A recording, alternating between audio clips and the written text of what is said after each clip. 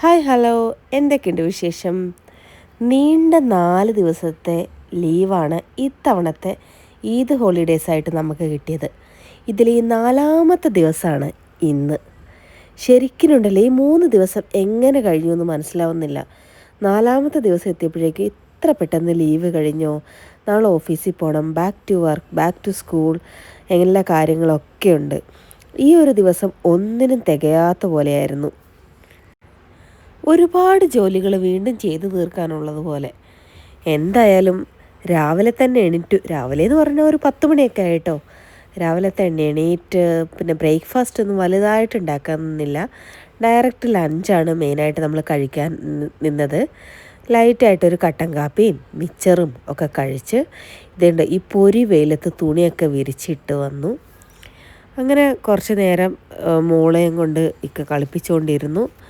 പിന്നെ ഹസ്ബൻഡിന് കുറച്ച് ഡോക്യുമെൻറ്റ്സൊക്കെ ഒന്ന് പ്രിപ്പയർ ചെയ്യണ്ടായിരുന്നു.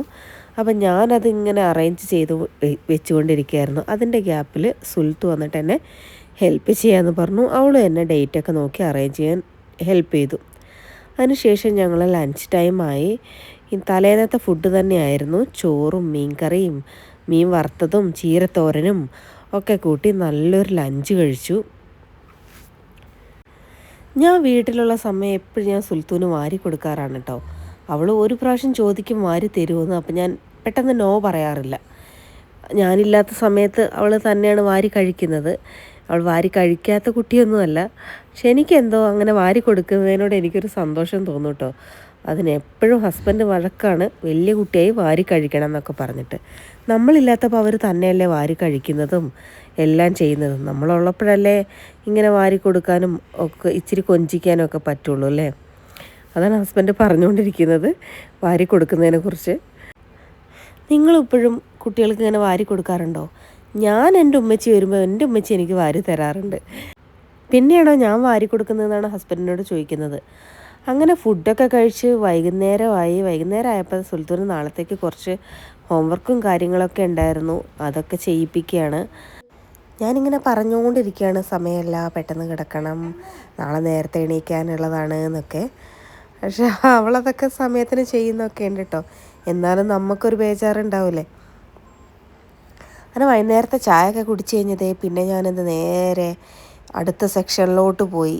അവളെ പഠിപ്പും കഴിഞ്ഞിട്ട് ഇത് എത്രയാണെന്ന് എനിക്ക് തന്നെ അറിയില്ല. കാരണം 2-3-4 ദിവസത്തത് 4 ഉണ്ടാവില്ല, ഒരു 3 ദിവസത്തെ തുണി മടക്കാനുണ്ടായിരുന്നു.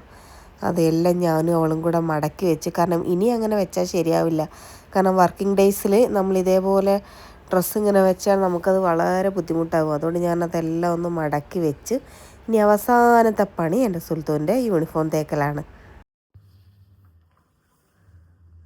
അപ്പോൾ ഇനി നമുക്കിത് ഇത്ര പരിപാടിയുള്ളൂ ബാക്കി. ഇപ്പം തന്നെ സമയം കണ്ടോ, 9:30 കഴിഞ്ഞിട്ടുണ്ട്. അപ്പം ഇനി നമ്മളിപ്പം മോൾക്ക് ഫുഡ് കൊടുക്കണം. ഞാനും ഹസ്ബൻഡും അങ്ങനെ ഇപ്പോൾ വലുതായിട്ട് കഴിക്കുന്നില്ല. രാത്രി എന്തായാലും കിടന്നിട്ടുണ്ടാവണം. കാരണം നമുക്ക് 6:30 ആകുമ്പോൾ വീട്ടിൽ നിന്ന് ഇറങ്ങണം. സ്കൂളിലോട്ട് 6:30 ആകുമ്പോൾ ഇറങ്ങണം. ട്രാഫിക്കും കാര്യങ്ങളൊക്കെ കൺസിഡർ ചെയ്തിട്ട് നമ്മൾ ഏകദേശം ആ ഒരു സമയത്ത് തന്നെ നമ്മൾ ഇറങ്ങണം. ഇനിയിപ്പോൾ ഇത് ഇന്നത്തെ ലാസ്റ്റ് ജോലിയാണ് അയണിങ്ങും കൂടെ കഴിഞ്ഞു കഴിഞ്ഞാൽ പിന്നെ നമുക്ക് എന്താ പറയുക, ഇന്നത്തെ പണികൾ അങ്ങ് തീർന്നു.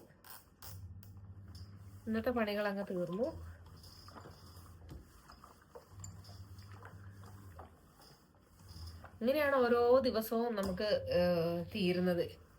രാവിലെ തൊട്ടൊക്കെ ഓരോന്ന് ചെയ്ത് അയാൾ എപ്പോഴും ഞാൻ ലാസ്റ്റ് ചെയ്യാൻ തന്നെയാണ് നിൽക്കാറ്. അയാളൊന്ന് ചെയ്ത് ഇതാക്കിയിട്ടാൽ അല്ല പിന്നെ രാവിലെ ചെയ്യാൻ നമുക്ക് സമയം കിട്ടില്ല. നമ്മളൊരു 5 o'clock എണീക്കണം രാവിലെ. എന്നിട്ട് പിന്നെ ഫുഡ് ഉണ്ടാക്കി രാവിലത്തെ കാര്യങ്ങളെല്ലാം കഴിഞ്ഞ് 6:30 കറക്റ്റ് ഇറങ്ങിയാൽ നമ്മൾ ഒരു ട്രാഫിക് ഒക്കെ ഉണ്ടെങ്കിലും നമ്മൾ ആ ടൈമൊക്കെ മാനേജ് ചെയ്തിട്ട് നമുക്ക് ടൈമിന് സ്കൂളിലെത്താൻ പറ്റുള്ളൂ. അപ്പം ഇങ്ങനെയൊക്കെയാണ്. ഇപ്പം ഇന്നെന്താ വെച്ചാൽ നമുക്ക് ഇത്രയും ദിവസം 3-4 ദിവസം അവധി ഉണ്ടായിരുന്നല്ലോ. അവധി ഉണ്ടായിട്ട് പോവാണ് അപ്പം നാളെ. അപ്പം ഇത്രയും ദിവസം നമുക്ക് നേരത്തെ എണീറ്റൊന്നും ചെയ്തിട്ടില്ല. എന്തായാലും നമുക്ക് സുഖമായിട്ട് കിടന്നുറങ്ങാൻ. ഇനിയിപ്പം വീക്കെൻഡ് ആകണം വീണ്ടും. അതായത് നമ്മളെ തേഴ്സ്ഡേ വൈകുന്നേരത്തിന് വേണ്ടി വെയിറ്റ് ചെയ്യണം. അപ്പൊ ഇതാണ് എൻ്റെ ഒരു റാൻഡം ഡേ എന്ന് വെച്ചാൽ ഫുള്ളായിട്ട് നമുക്ക് A to Z കാര്യങ്ങൾ ഉൾപ്പെടുത്തിയിട്ടുണ്ടോ എന്ന് ചോദിച്ചാൽ ഇല്ല. പക്ഷെ നമ്മൾ ഇങ്ങനെയൊക്കെയാണ് ഏകദേശം ഒരു ദിവസം നമുക്ക് തീർന്നു പോകുന്നത്.